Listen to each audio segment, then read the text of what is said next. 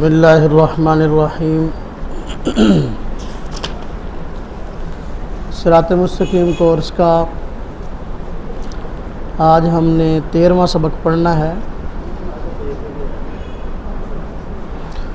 آج کورس کے سبق کے شروع میں قرآن کریم کی منتخب آیات ہیں، پھر احادیث ہے، اس کے بعد عقائد و نظریات، پھر مسائل و احکام اور مسنون دعائیں ہیں۔ اس سبق کے شروع میں بھی قرآن کریم کی آیات کو ذکر فرمایا گیا ہے۔ جو آیات ذکر کی گئی ہیں یہ آیات ایک مستقل صورت ہیں جس کا نام ہے سورہ کوثر۔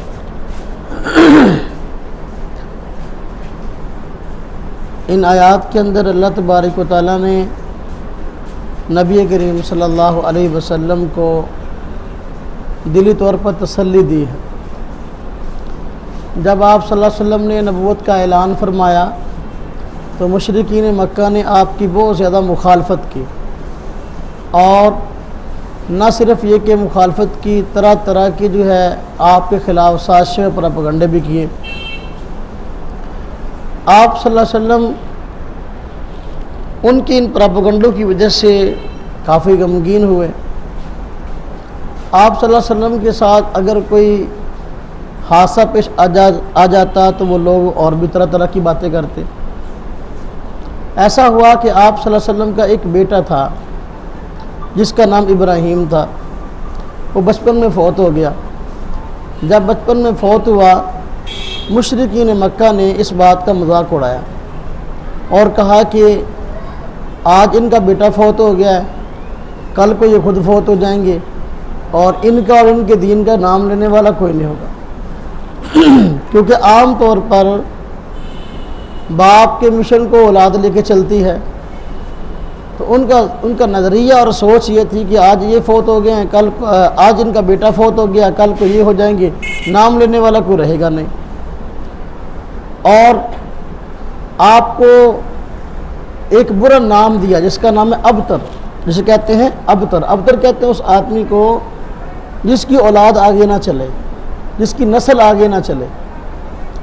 نبی کریم صلی اللہ علیہ وسلم کو ان کے اس طعنہ پر طبی طور پر پریشانی ہوئی اور غم لاحق ہوا۔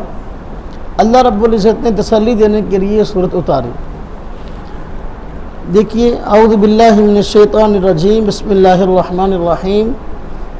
فرمایا انا اعطیناک الکوثر، بے شک ہم نے آپ کو کوثر عطا کی۔ فصلی لربک وانحر، آپ اپنے رب کے نماز پڑھیے، وانحر اور قربانی کیجیے۔ ان شانئک ھو الابتر، بے شک آپ کا دشمن ہی بے نام و نشان ہوگا۔ فرمایا انا اعطیناک الکوثر، آپ کو حوصلہ دینے کے لیے اللہ رب العزت نے فرمایا کہ ہم نے آپ کو کوثر عطا کی۔ کوثر کیا چیز ہے؟ اس کی ایک تفسیر یہ بیان کی گئی کہ اللہ رب العزت قیامت کے دن نبی پاک صلی اللہ علیہ وسلم کو ایک ایسی نہر عطا فرمائیں گے جو بہت بابرکت اور بہت ہی زیادہ عظمت والے پانی والی نہر ہوگی، اس کا نام کوثر ہے۔ نبی پاک صلی اللہ علیہ وسلم اس نہر کے پانی سے اپنے امتیوں کو پانی پلائیں گے، اور یہ جس کو نصیب ہوگا تو ظاہر بات ہے یہ بڑی عظمت والی، بڑی شان والی بات ہے۔ جنتی جنت میں جانے سے پہلے اس نہر کے پانی سے سیراب ہوں گے، یعنی پانی پئیں گے، نبی پاک صلی اللہ علیہ وسلم پلانے والے ہوں گے۔ اس کی تفسیر ایک یہ بیان فرمائے گی۔ دوسری یہ بیان فرمائی کہ کوثر کا معنی ہوتا ہے خیر کثیر، یعنی بہت زیادہ بھلائیاں، بہت زیادہ خوبیاں، کہ بے شک ہم نے آپ کو بہت زیادہ خوبیاں عطا کی، بہت زیادہ فضیلتیں عطا کی۔ ایک انسان کو انسان ہوتے ہوئے جتنی عظمتیں، جتنی شانیں، جتنی فضیلتیں مل سکتی تھی، ہم نے وہ ساری آپ کو عطا کی۔ تو اس کا معنی خیر کثیر ہے۔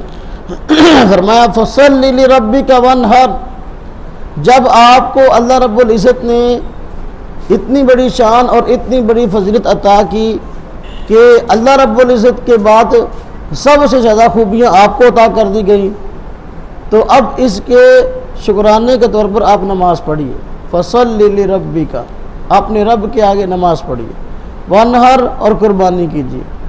یعنی حکم تھا کہ شکرانہ ادا کیجیے، شکرانے کے طور پر جانی عبادت بھی کیجیے، مالی عبادت بھی کیجیے۔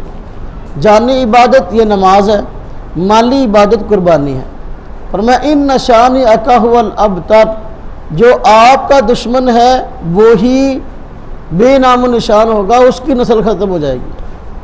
اللہ رب العزت نے اپنے پیارے پیغمبر صلی اللہ علیہ وسلم سے اس بات کا وعدہ فرمایا، تو دیکھ لیجئے آج ہمارے پیارے پیغمبر صلی اللہ علیہ وسلم کے نام لیوا اور آپ کے مشن کو لے کے چلنے والے کروڑوں انسان موجود ہیں، لیکن وہ لوگ جنہوں نے آپ کو ابتر کہا، وہ لوگ جنہوں نے آپ کی عیب جوئی کی کہ آپ کا نام لینے والا کوئی نہیں ہوگا، آج ان کا نام لینے والا کوئی نہیں، آج ان کو ماننے والا کوئی نہیں، آج ان کی فکر کو لے کے چلنے والا کوئی نہیں۔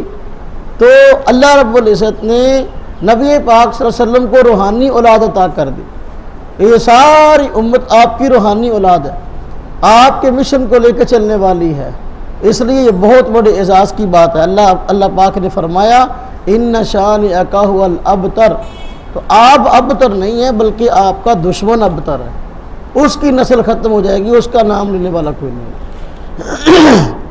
آگے دیکھیے حدیث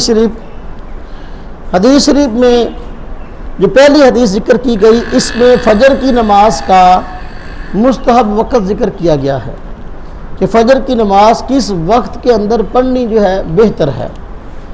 حضرت رافع بن خدیج رضی اللہ عنہ فرماتی ہیں میں نے رسول اللہ صلی اللہ علیہ وسلم کو یہ فرماتے ہوئے سنا، فجر کی نماز کو خوب روشنی میں پڑھا کرو کیونکہ اس کا ثواب بہت زیادہ ہے۔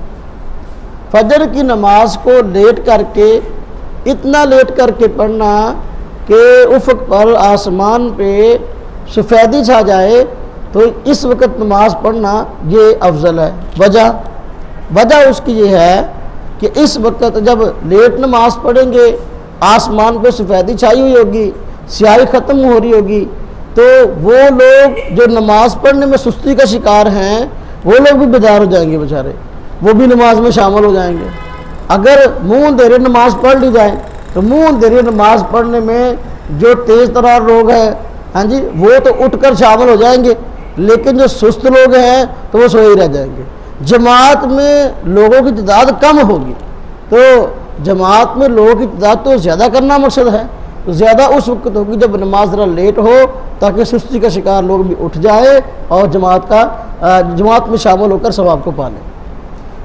اس لیے فرمایا اسفروا بالفجر فإنه اعظم للأجر، کہ فجر کی نماز کو خوب روشن کر کے پڑھو، اس لیے کہ اس کا ثواب زیادہ، ثواب اس لیے زیادہ کہ اس میں افراد کی شرکت زیادہ ہوتی ہے۔ گرمیوں میں زور کا مستحب وقت، سردیوں میں زور کی نماز جلدی پڑھتے ہیں، گرمیوں میں زور کی نماز لیٹ کر کے پڑھنا جو ہے یہ مستحب ہے۔ اب اس کے متعلق حدیث ہے بخاری شریف اور باب الابراد بالظہر فی شدت الحر۔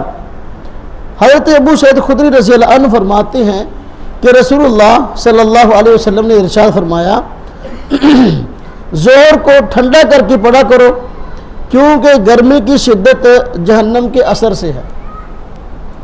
گرمیوں کے اندر زور کی نماز کو لیٹ کر کے پڑھنا یہ مستحب ہے۔ اس کی وجہ کیا ہے؟ اس کی وجہ یہ ہے نبی پاک صلی اللہ علیہ وسلم نے بیان فرمائی، خود فرمایا کہ جو گرمیوں کے موسم میں تپش ہوتی ہے، گرمی کی شدت ہوتی ہے، یہ جہنم کے سیک کی وجہ سے ہے، جہنم کی تپش کی وجہ سے ہے۔ جہنم جو ہے وہ سانس لیتی ہے، اس کی وجہ سے جو ہے اس کائنات میں گرمی ہوتی ہے۔ تو اب جتنا دوپہر کا وقت ہوگا اتنی زیادہ گرمی ہوتی ہے، اس لیے فرمایا کہ ذرا لیٹ کر کے پڑھو گے تپش کم ہو جائے۔ تپش کے اندر جتنی گرمی زیادہ ہوگی اتنے نمازی نماز پڑھنے کے لیے مسجد میں کام آئیں گے، جتنی گرمی ذرا کم ہو جائے گی اتنے نمازی نماز پڑھنے کے لیے نکل آئیں گے، کیونکہ جو سست طبیعتیں ہیں یا آرام دہ طبیعتیں ہیں شدید گرمی کے اندر نماز پڑھنے کے لیے عام طور پر نہیں نکلتی ہیں، اے سی میں سوئے رہتے ہیں۔ اس لیے میں ٹھنڈا کر کے پڑھو، تو تاکہ جو ہے جو گھروں میں نماز پڑھنا چاہتے ہیں گھر میں نہ پڑھے بلکہ مسجد میں آ کے پڑھ لے، گرمی کی شدت کم ہو جائے۔ عصر کا مستحب وقت یعنی عصر کس وقت پڑھنا بہتر ہے؟ فرما رہے یہ ابو داؤد شریف میں حدیث ہے، باب فی وقت صلاۃ العصر، عصر کی نماز کے وقت کا باب۔ حضرت علی بن شیبان رضی اللہ عنہ فرماتے ہیں، ان سے روایت ہے کہ رسول اللہ صلی اللہ علیہ وسلم نماز عصر کو مؤخر کیا کرتے تھے تا آنکھ سورج صاف اور سفید ہوتا تھا۔ عصر کی نماز کو آپ صلی اللہ علیہ وسلم لیٹ پڑھا کرتے تھے۔ آگے اس کے وقت کی تفصیل آ رہی ہے۔ عصر کی نماز کو لیٹ کیوں پڑھتے ہیں؟ اتنی لیٹ نہیں کہ سورج سرخ ہو جائے، اتنی لیٹ نہیں کہ سورج غروب ہو جائے یا غروب ہونے قریب ہو جائے، نہیں، عصر کی نماز لیٹ پڑھنی، اتنی لیٹ کہ سورج ابھی صاف اور شفاف ہو، سفید ہو، اس کی طرف ٹکٹکی باندھ کے دیکھا نہ جا سکتا ہو، اتنی لیٹ کر کے عصر کی نماز پڑھنا بہتر ہے۔ کیوں؟ وجہ اس کی یہ ہے کہ جو عصر کی نماز کے بعد کا وقت ہے، اس کے بعد نفل پڑھنے کی اجازت نہیں ہوتی۔ فجر کے بعد بھی نفل پڑھنے کی اجازت نہیں ہے اور عصر کے بعد بھی نفل نماز پڑھنے کی اجازت نہیں ہے۔ تو اب اگر عصر کی نماز جلدی پڑھ لیں گے تو جو لوگ نفل نماز پڑھنے کے حریص ہوتے ہیں، زیادہ نوافل پڑھتے ہیں، ان کے لیے تنگی ہو جائے گی کہ جب عصر کی نماز جلدی ہو گئی اب جو ہے بیچارے وہ نفل نہیں پڑھ سکتے۔ اگر عصر کی نماز لیٹ ہوگی اب ظاہر بات ہے کہ اس سے پہلے جو ہے وہ نفل پڑھنے والے لوگ کثرت سے نفل پڑھ سکتے ہیں۔ اس لیے جو ہے فرمایا عصر کی نماز جو ہے وہ نبی پاک صلی اللہ علیہ وسلم خود لیٹ پڑھا کرتے تھے، اتنی لیٹ کہ سورج ابھی صاف اور شفاف ہوتا تھا، یعنی سرخ نہیں ہوا ہوتا تھا، غروب ہونے کے قریب نہیں ہوتا تھا۔ سرخ ہو جائے جان بوجھ کے آدمی اتنا لیٹ نماز کرے یہ تو مکروہ ہے، اور اس وقت میں ہم نماز پڑھنے کو بہتر نہیں کہتے۔ آگے دیکھیں عقائد اور نظریات۔ عقائد و نظریات میں جو عقیدہ پہلا ذکر کیا گیا عصمت انبیاء علیہم السلام، یہ عنوان قائم ہوا۔ کہتے ہیں کائنات کی تمام مخلوق میں سب سے اعلیٰ مرتبہ اور مقام حضرات انبیاء علیہم السلام کا ہے، اور انبیاء علیہم السلام میں سے بعض سے افضل ہیں، اور حضور اکرم صلی اللہ علیہ وسلم تمام انبیاء سے افضل اور اعلیٰ اور تمام انبیاء علیہم السلام کے سردار ہیں۔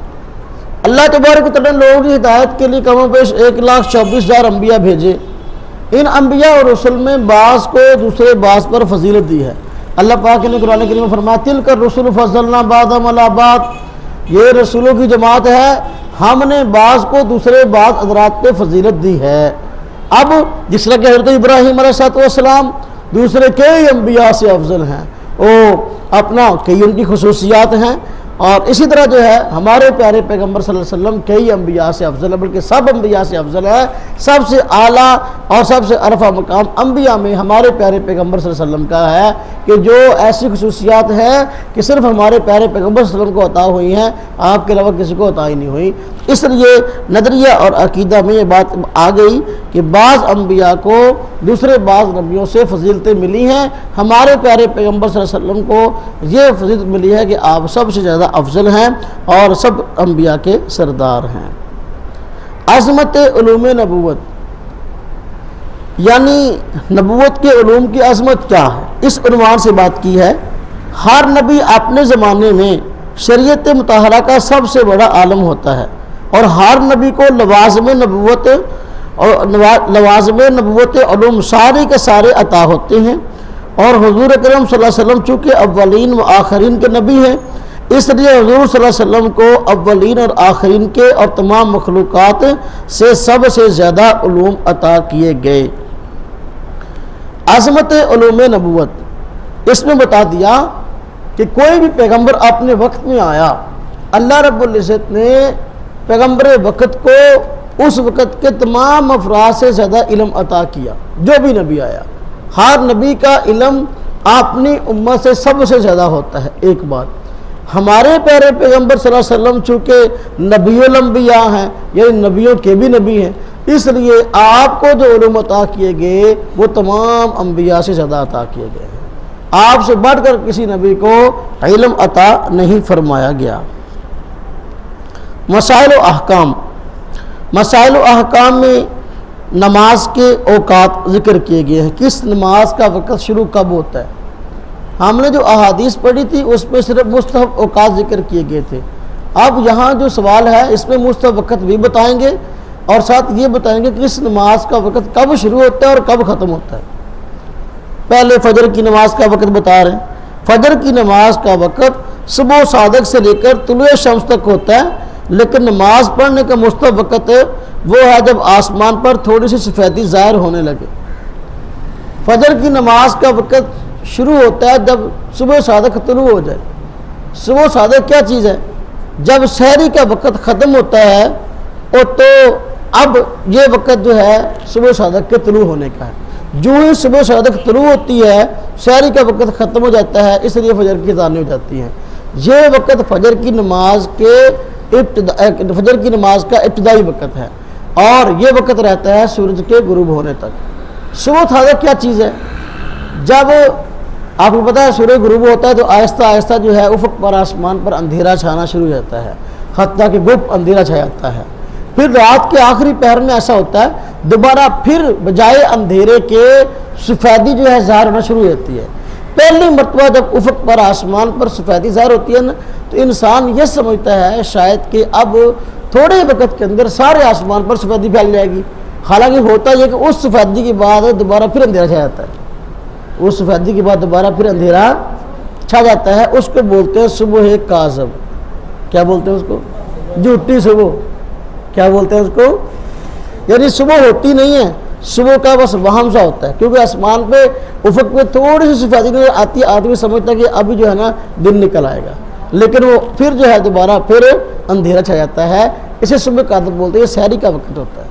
لیکن جب سحری کا وقت ختم ہوتا ہے اس کے بعد دوبارہ پھر جو ہے افق پر سفیدی نمودار ہونا شروع ہوتی ہے اور پھر وہ چڑائی روک پورے آسمان پر پھیل جاتی ہے حتیٰ کہ دن نکل آتا ہے۔ جب اس عمل کی دوبارہ ابتدا ہوتی ہے سحری کا وقت ختم ہو کر تو اب اس وقت کو کہتے ہیں یہ اپنا طلوع صبح صادق ہو گیا، یعنی صبح صادق طلوع ہو گئی، سچی صبح۔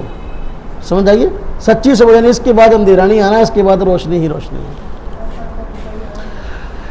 اچھا، عرض کیا کہ فجر کی نماز کا وقت شروع ہوتا ہے صبح صادق سے، رہتا ہے غروب آفتاب تک۔ اب دوسرا مسئلہ کہ مستحب وقت نماز کا فجر کی نماز کا کب ہے کہ جماعت سے نماز اس وقت پڑھی جائے جب آسمان پہ سیاہی ختم ہو رہی ہو، سفیدی پھیل رہی ہو اور سفیدی زیادہ حد تک پھیل چکی ہو تاکہ نمازی زیادہ سے زیادہ نماز کے اندر شرکت کر سکیں۔ یہ فجر کی نماز کا مستحب وقت ہے۔ اور جب سورج غروب ہو رہا ہو، اب طلوع ہو رہا ہو تو اتنی لیٹ نماز پڑھنا، جان بوجھ کر سو رہے، ادھر جو ہے سورج کے طلوع کا وقت جو ہے بالکل قریب آ گیا، اب اس طرح جو ہے نماز جان بوجھ کر لیٹ کرنا یہ مکروہ ہے اور ایسا کرنا گناہ کی بات ہے، ایسا نہیں کرنا چاہیے۔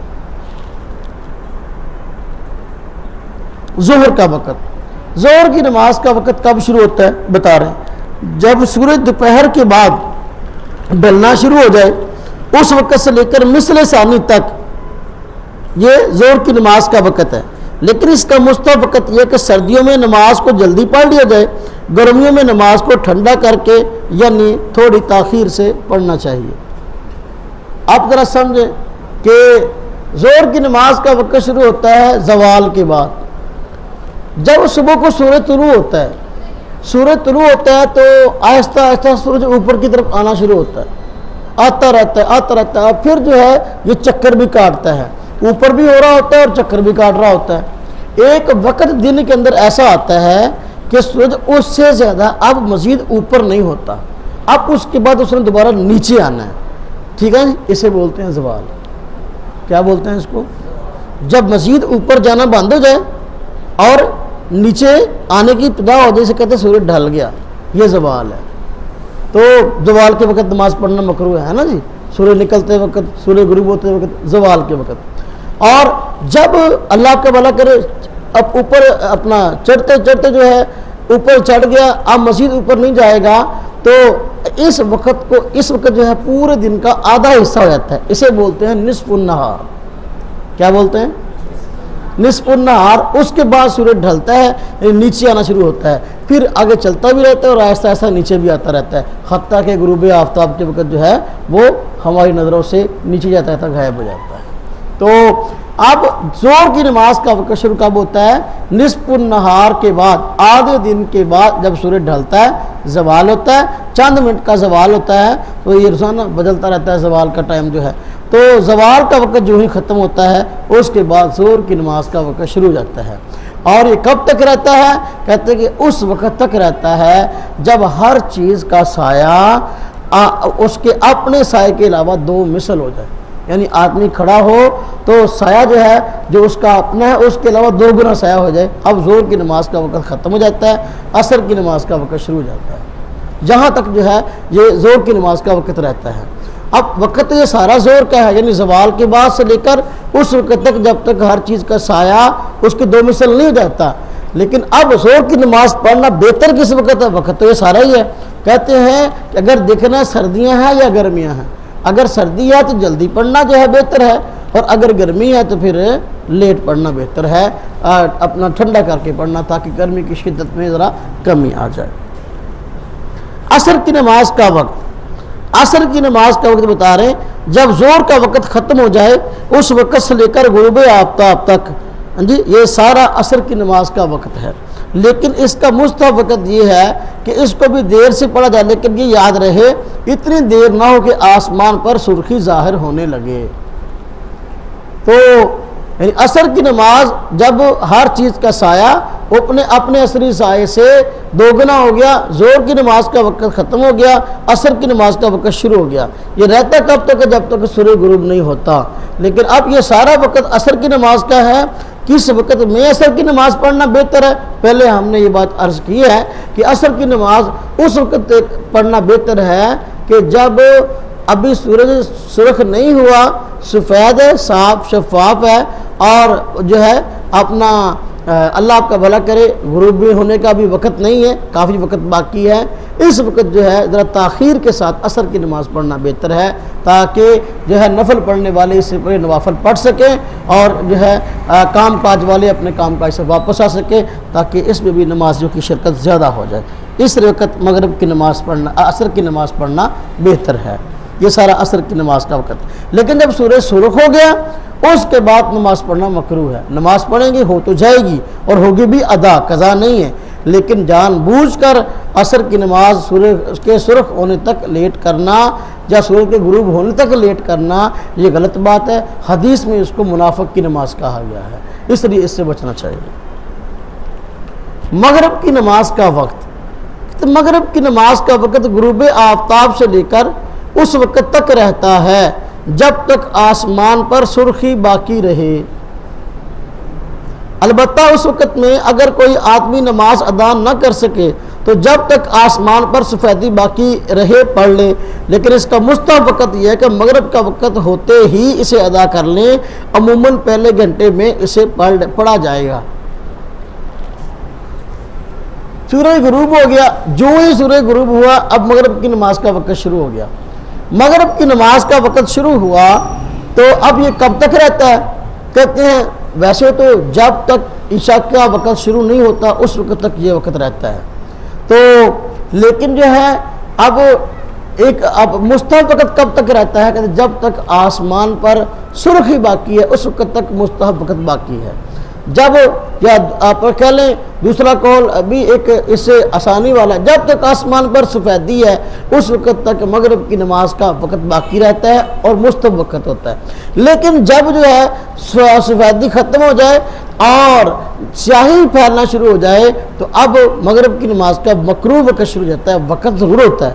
کسی آدمی کی مغرب کی نماز رہ جائے تو وہ پڑھے وہ ادا کرے تو ادا ہی ہوگی، قضا نہیں ہوگی، لیکن یہ مغرب کی نماز کا مکروہ وقت ہے۔ کہ سورج کے اپنا آسمان پہ سفیدی ختم ہونے کے بعد جب تارے نکل رہے ہیں اس وقت نماز پڑھنا مغرب کی جائز ہے۔ کوئی عذر کوئی مجبوری تھا تو پڑھ سکتے ہیں، لیکن جان بوجھ کے مغرب کی نماز کو اتنا لیٹ کرنا یہ مکروہ ہے، یہ مکروہ وقت ہے۔ جب تک عشاء کی نماز کا وقت نہیں شروع ہوتا اس وقت تک مغرب کی نماز پڑھیں گے، ہوگی ادا، لیکن اب سفیدی کے جانے کے بعد مغرب کی نماز پڑھنا یہ مکروہ ہے، جان بوجھ کر اس طرح کرنا۔ تھوڑا سا اس کو سمجھ لیں. جب سورج غروب ہوتا ہے تو دیکھیں گے سورج غروب ہونے کے بعد جو ہے آسمان پر سرخی سی ہوتی ہے جسے لالگی بولتے ہیں. اس کو عربی زبان میں شفق بولتے ہیں. شفق یہ اپنا سورج کی دھوپ نہیں ہوتی بلکہ کہہ لو کہ سورج غروب ہوا یہ دن کے آخری اثرات میں سے ہے تو یہ لالگی جو ہے تھوڑی دیر تک رہتی ہے. اسے اپنا شفق احمر کہتے ہیں. اس کے بعد جو ہے صرف سرخی ختم ہو جاتی ہے سفیدی رہ جاتی ہے.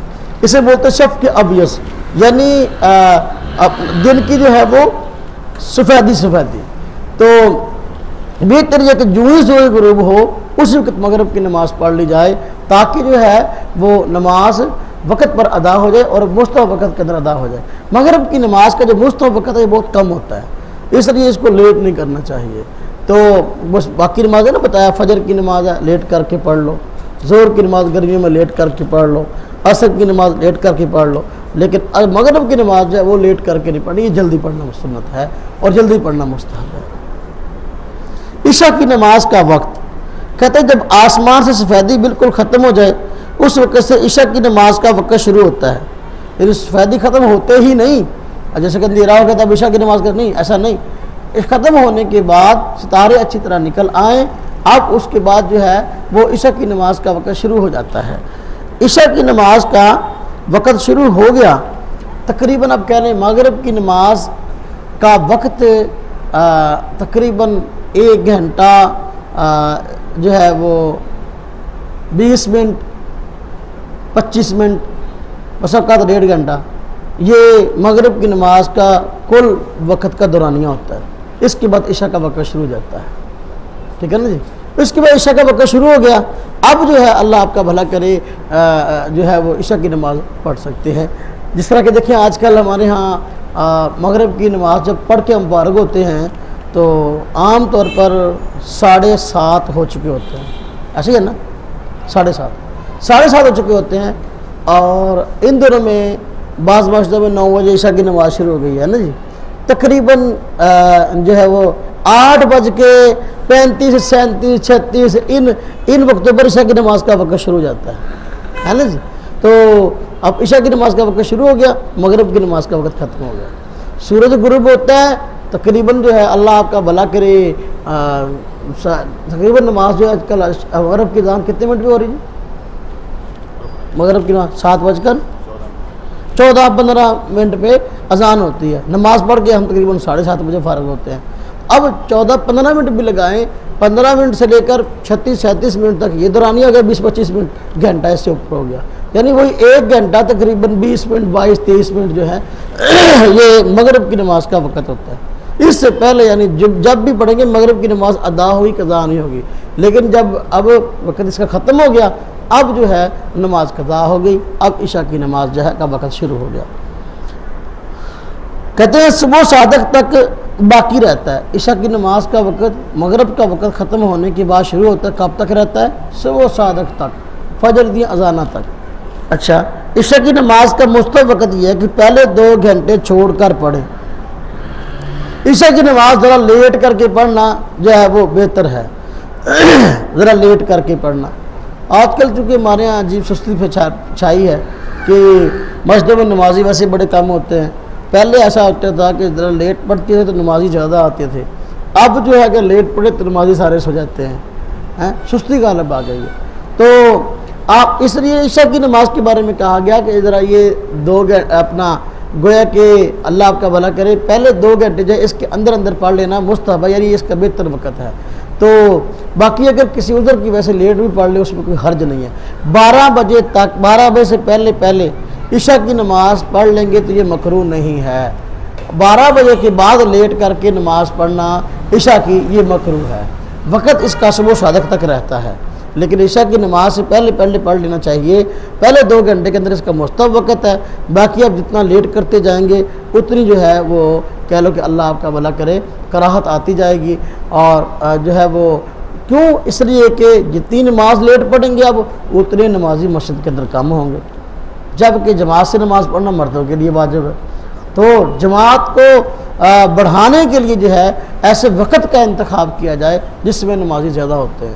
تو اس لیے اب عشاء کا وقت جو ہی شروع ہوتا ہے ہاں جی 37 منٹ پہ شروع ہوا تو 40 منٹ ساتھ ہی اذان کہہ دی، 9 بجے نماز پڑھ لی کہ جی بیچارے نماز جڑی یہ نہ ہو کہ عشاء پڑھنے والے لوگ جو ہیں جو آتے ہیں یہ بھی بیچارے سو جائیں، تو اب کوشش کرتے ہیں بھی ذرا جلدی پڑھ لیجیے، اگر اصل جو ہے عشاء کی نماز جو ہے وہ ذرا لیٹ پڑھنی چاہیے۔